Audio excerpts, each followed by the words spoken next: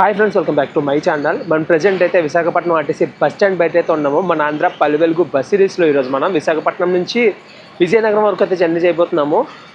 మన ఛానల్లో ఇది 100వ వీడియో. ఇప్పటికి 99 వీడియోలు మీరు చూశారు. 100 వీడియో అయితే ఈరోజు చేయబోతున్నాము. బ్యాక్గ్రౌండ్లోనే ఉంది Visakhapatnam Dwaraka bus stand. And ఈ జర్నీ కోసం చాలామంది చాలా కామెంట్లు అయితే చేశారు. నాకు ట్రై చేసి 2 టైమ్స్ అయితే ఫెయిల్ అయ్యింది. ఫైనల్గా ఈ 100 వీడియో అవ్వాలనుకుని ఉండుంటుంది అది కూడా. సో వీడియోలోకి వెళ్ళే ముందు ఒక లైక్ అయితే చేయండి, వీడియో నచ్చితే కామెంట్ అయితే చేయండి, ఫైనల్గా సబ్స్క్రైబ్ చేయడం అయితే మర్చిపోకండి. అండ్ ఇంకొకటి, మన ఇన్స్టాగ్రామ్ ఛానల్ని ఫాలో అయితే ఎప్పటికప్పుడు మన జర్నీస్ గురించి అప్డేట్స్ అయితే వస్తూనే ఉంటాయి. ఇంకా విశాఖపట్నం ద్వారకా బస్ స్టాండ్ లోపలికి అయితే వెళ్ళిపోదాము. మన విజయనగరం పల్లెవెలుగు బస్ అయితే ఎక్కి మన 100 వీడియోని ఎంజాయ్ చేసేద్దాము. కనపడుతుంది Dwaraka bus stand main entrance మాట. లోపలికి రాబోతుకి బస్ టైమింగ్స్ అయితే ఉన్నాయి. విజయనగరం సైడు అండ్ రాజమండ్రి ఇవన్నీ ఎక్స్ప్రెస్ బస్సెస్లో ఉన్నాయి. విశాఖపట్నం బస్ స్టాండ్ మార్నింగ్ ఉండదు, ఈవినింగ్ ఉండదు, అండ్ సండే మండే అని కూడా ఉండదు. ఎప్పుడు అలా ఫుల్ క్రౌడ్తోనే ఉంటుంది.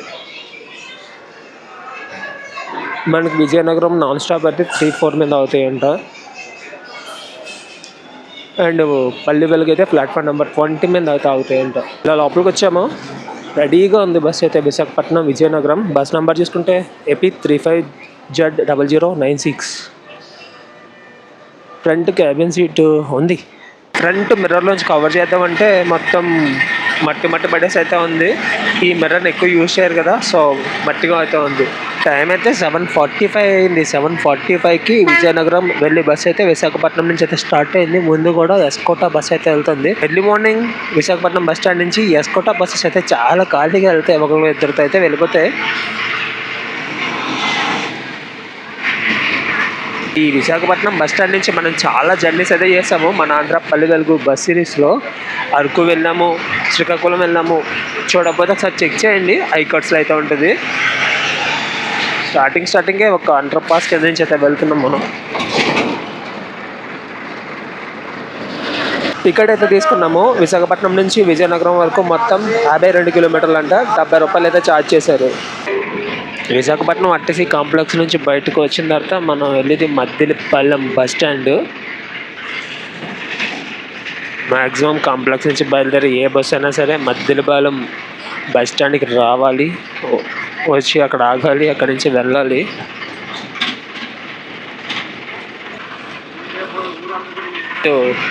సండే రోడ్లు కూడా కనబడుతున్నాయి కదా మీకు, ఖాళీగా ఉన్నాయి. మార్నింగ్ 8కి ఎంత ఖాళీగా ఉందంటే గ్రేట్. అసలు ఖాళీ ఉండదు విశాఖపట్నం సిటీలో రోడ్లు. మనం ఇసుక తోటలో ఉన్నమాట. ఇప్పుడు ఇసుక తోటలో ఒక బ్యూటిఫుల్ వ్యూ కనబడుతుంది. అదే ఎదురుకుండా కనబడుతున్న వ్యూ. మ్యాక్సిమం సగం కొండంతా ఇల్లులే ఉంటాయి.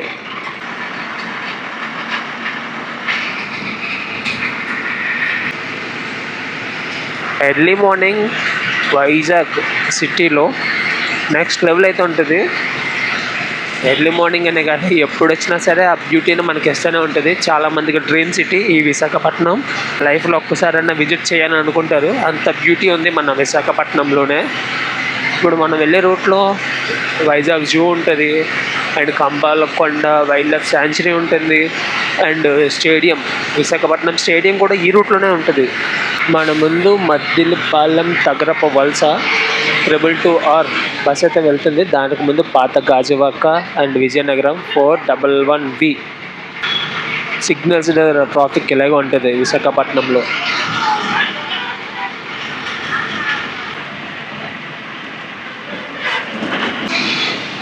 డైరీ ఫార్మ్ జంక్షన్ని ఇప్పుడు క్రాస్ చేసాము. మన విశాఖపట్నంలో ఒక బస్ జర్నీ ఉంది. అది టూరిస్ట్ బస్ జర్నీ అన్నమాట. డబుల్ డెక్కర్ బస్సెస్ అయితే ఉన్నాయి, అండ్ ఓపెన్ టాప్ బస్సెస్ కూడా ఉన్నాయి. ఇప్పుడు 210 రూపాయల్లో ఉంది. మార్నింగ్ నుంచి ఈవినింగ్ వరకు ఎన్నిసార్లు అయినా ఎక్కొచ్చు, ఎన్నిసార్లు అయినా దిగొచ్చు. బీచ్ రోడ్లో జర్నీ చేస్తుంటుంది అన్నమాట ఆ బస్సు. అండ్ ఆ బస్సులో కావాలంటే కింద కామెంట్ అయితే చేయండి. ఎక్కువ కామెంట్స్ వస్తే ఆ బస్ కవర్ చేద్దాము. మ్యాక్సిమం బీచ్ రోడ్లో ఉన్న బెస్ట్ టూరిస్ట్ ప్లేసెస్ అన్నీ చూపెడుతుంది అన్నమాట బస్సు. చూపెడుతుంది అంటే మనం దిగి చూసుకోవడమే. 10 తిప్పుతూ ఉంటుంది మార్నింగ్ నుంచి ఈవినింగ్ వరకు. Kambalakonda wild life sanctuary and road cut side Visakhapatnam zoo park మాట. రెండు దగ్గర ఉంటాయి. బెస్ట్ ప్లేసెస్ ఈ రెండు విశాఖపట్నంలో. కన్ఫామ్గా కవర్ చేయాల్సిన ప్లేసెస్లో ఈ రెండు కూడా ఉంటాయి. ఫ్రంట్ క్యాబిన్లో కూర్చొని కవర్ చేస్తుంటే ఈ వ్యూ మీకు నచ్చచ్చు, కానీ ఇక్కడ వచ్చి నాయిస్కి నాకైతే తల పగిలిపోతుంది. సార్ మీరే వినండి ఫుల్గా.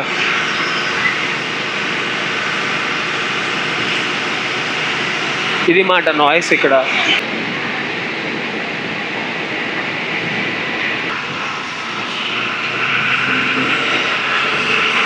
మనం ఉన్న ఏరియా ఎండాడ, అటు సైడ్ కనపడుతున్నాయి కదా, అవన్నీ ఎండాడ్లో ఉన్న ఇల్లులే. క్రికెట్ స్టేడియం దగ్గరికి వచ్చాము. ఫ్రంట్ కనపడుతుంది కదా క్రికెట్ స్టేడియం.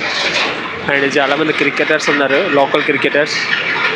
మార్నింగ్ ప్రాక్టీస్ అయిపోయి ఇంటికి వెళ్ళి వాళ్ళమాట.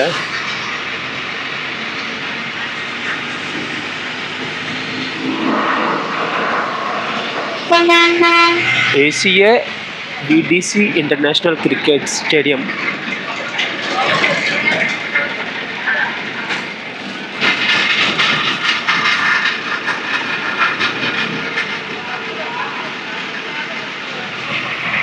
నేను విశాఖపట్నంలోనే చదువుకున్నాను. అండ్ ఈ ఏరియాలోనే డైలీ ఎర్లీ మార్నింగ్ 222, 999 ఎక్కి వచ్చేవన్నమాట కాలేజ్కి. ఈ స్టేడియం దగ్గర దిగిపోయి కాలేజ్కి అయితే వెళ్ళేవాడిని. మళ్ళీ ఇక్కడ నుంచి శ్రీకాకుళం జస్ట్ 85 కిలోమీటర్స్ అంట. భువనేశ్వర్ 414 కిలోమీటర్స్. ఇప్పుడు బయలుదేరితే భువనేశ్వర్ ఈవినింగ్ అయితే వెళ్ళిపోతాం. శిల్పారామం. బస్సులో బ్యాక్గ్రౌండ్లో చూసుకుంటే కనపడుతుంది కదా సీట్లు, చాలా వరకు ఖాళీగానే అయితే ఉన్నాయి. చెప్పాను కదా సండే ఎఫెక్ట్, దాంతో ఖాళీగా అయితే బస్సు ఉంది. నార్మల్ టైంలో అయితే ఇక్కడ దీన్ని కూర్చోడానికి కూడా ఉండదు, కెమెరా పట్టుకోవడం కూడా ఉండదు. Ichchapuram straight, Palasa straight, Srikakulam straight, Ichchapuram 217, Palasa 166. Kommadi. ఇప్పుడు జర్నీ చేస్తున్న రోడ్డు నేషనల్ హైవే 16కి సర్వీస్ రోడ్డు. సిటీ బయటకు వచ్చిన తర్వాత వ్యూ ఎప్పుడు కోనసీమ ఆ కొండల్లో గుట్టల్లో తిరిగి సిటీలో తిరుగుతుంటే కొంచెం డిఫరెంట్గా అయితే ఉంది. అండ్ ఇది కూడా బాగుంది వ్యూ. ఎర్లీ మార్నింగ్ విశాఖపట్నం సిటీలో జర్నీ. మనం ఉన్న ఏరియా గంభీరం. ఆ ఊరికి సంబంధించిన బోర్డు అయితే అక్కడ పడుకుంది, కనబడుతుంది కదా రివర్స్లో గంభీరం అని చెప్పి. అనకాపల్లి 52 కిలోమీటర్స్ ఇటు సైడ్. ముందు కనబడుతుంది Asian highway 45, national highway 16. And ఈ ఏరియాలో ఏంటంటే పువ్వులు ఎక్కువ అమ్ముతుంటారు. మనకి రాజమండ్రి దగ్గర కడియప్పలంకలో పువ్వులు ఎలా అమ్ముతుంటారో ఇక్కడ కూడా సేమ్. ఇక్కడ పువ్వులు ఎక్కువ పండిస్తారంట రైతులు. పెద్ద పెద్ద పువ్వుల మార్కెట్ అది జరుగుతుంది. ఆ ముందు కనబడుతుంది కదా, అదంతా పువ్వుల మార్కెటే. ఇటు సైడ్ ఉంటుంది. మొత్తం అన్ని రకాల పువ్వులు ఉన్నాయి ఈ ఏరియాలో. ఇది అంతా వేముల వలస ఆనందపురము.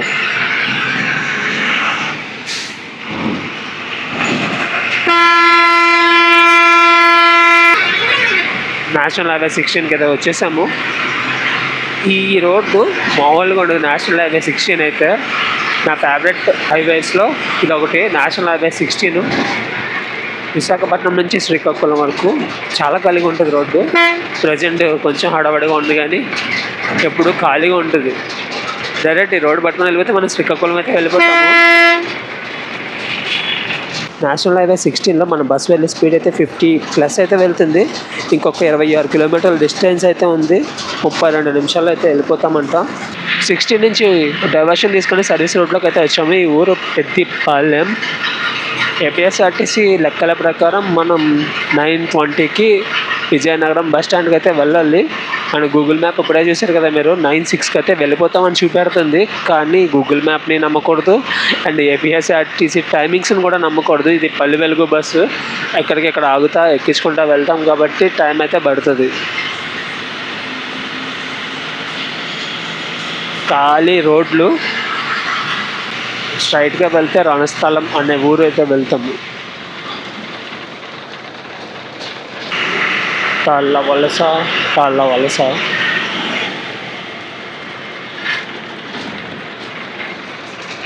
తగరప్ప వలస నుంచి కలకత్తా 828 కిలోమీటర్లు. మన నేషనల్ హైవే 16 ఉంది కదా, అది చెన్నై కలకత్తా హైవే. ఇది లేక్ వ్యూ. వాటర్ మాత్రం మంచి కలర్ఫుల్గా ఉన్నాయి.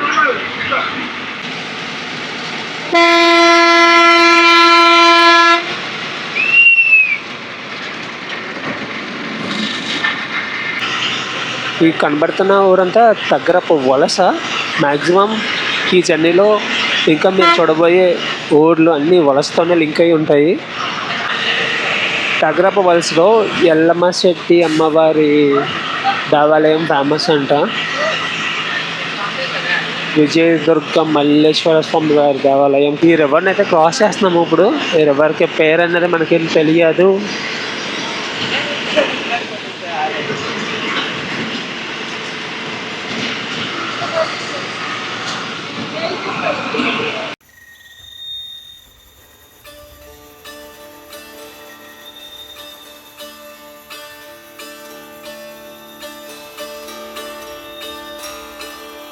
ఈ ఊరంతా కొండల మీద అయితే ఉంది.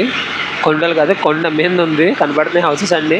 విజయనగరం 18 కిలోమీటర్లు. డైవర్షన్ తీసుకునే సమయం వచ్చేసింది.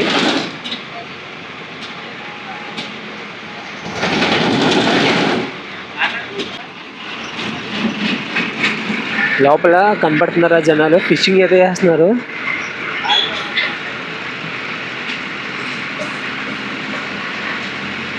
రామనారాయణం 17 బొబ్బిలి కోట 79. ఇటు సైడ్ మొత్తం కొండల్ని చెక్కేశారు. ఒక షాప్ దగ్గర పేర్లు అయితే చూసాను, చాలా పేర్లు ఉన్నాయి. మరి ఏ ఊరో తెలీదు. ఇదైతే విజయనగరం జిల్లా అండ్ టెంకాడ అనే ఊరు అనుకుంటున్నాను.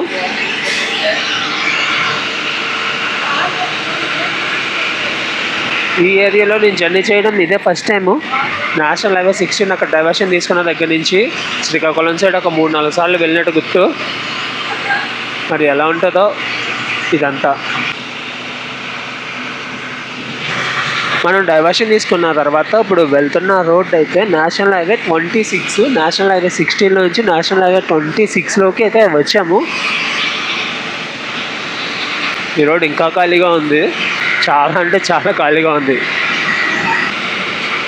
ఇలా నేషనల్ హైవేలో జర్నీ చేస్తుంటే మన విలేజ్ వైపు అయితే ఏమి కనిపించదు.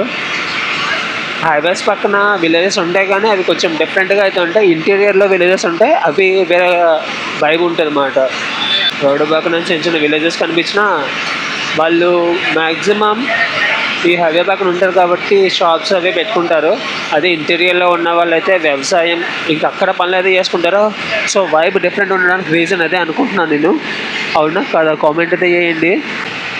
ఢాకా మర్రి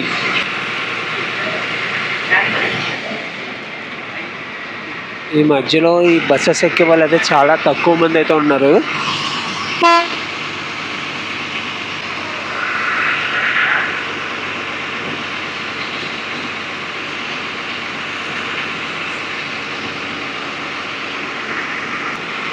రఘు ఇంజనీరింగ్ కాలేజ్ అంట.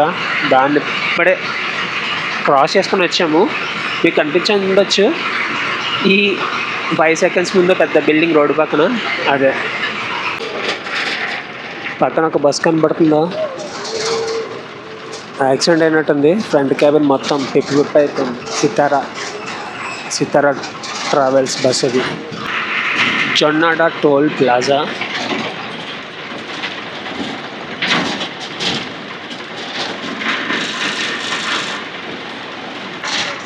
జొన్నాడ ఎంటర్ అయిపోయాం. సాలూరు విజయనగరం స్ట్రైట్ వెళ్ళాలి. అండ్ భోగాపురంకి ఇక్కడ నుంచి రైట్కి డైవర్షన్ తీసుకోవాలి. ఇలా లోపలికి వెళ్తే పద్మాపురం.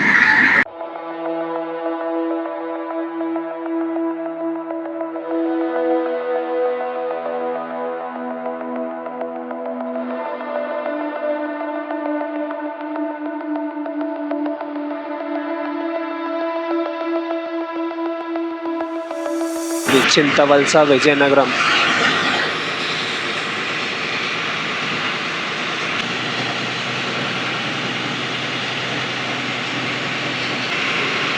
చెల్లూరు.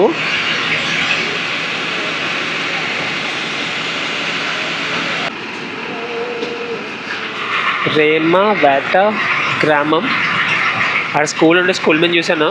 విజయనగరం జిల్లా అంటే విజయనగరం సరౌండింగ్స్లో వస్తుంది ఏరియా అంతా. 4 కిలోమీటర్స్ అంటే ఇంకా ఇలాగే ఉంటుంది. రామనారాయణం 2.3 కిలోమీటర్స్. వీళ్ళందరూ రామనారాయణంకి వెళ్ళే వాళ్ళు. రామనారాయణం అంటే ధనస్సు టైప్ అయితే ఉంటుంది ఒక ఆలయము.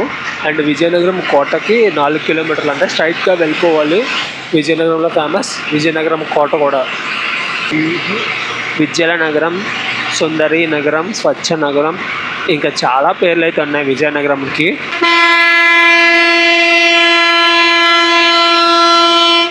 విజయనగరం అంటేనే ఒక ఫీల్, ఒక వైబ్ ఉంటుంది అన్నమాట. మన విజయనగరం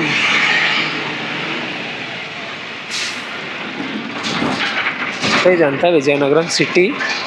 సిగ్నల్స్ మాత్రం చాలా ఉన్నాయి. సిటీ అంటేనే సిగ్నల్స్. దూరంగా ఒక కొండ కూడా కనబడుతుంది. చాలా అది ఎంత షార్ప్గా ఉంది పైన. విశాఖపట్నం సిటీ నుంచి విజయనగరం సిటీకి, అండ్ విశాఖపట్నం జిల్లా నుంచి విజయనగరం జిల్లాకి వచ్చేసాము. విజయనగరం అయితే వచ్చాము. బస్ స్టాండ్లో చూసుకుంటే చాలా దారుణంగా ఉంది. ఫుల్ క్రౌడ్తో ఉందన్నమాట విజయనగరం బస్ స్టాండ్ అయితే. ఇది ఫ్రెండ్స్ ఈ వ్లాగు. 100వ వీడియో మీకు నచ్చే ఉంటుంది. మళ్ళీ నెక్స్ట్ వీడియోలో వెళ్తాం. బాయ్.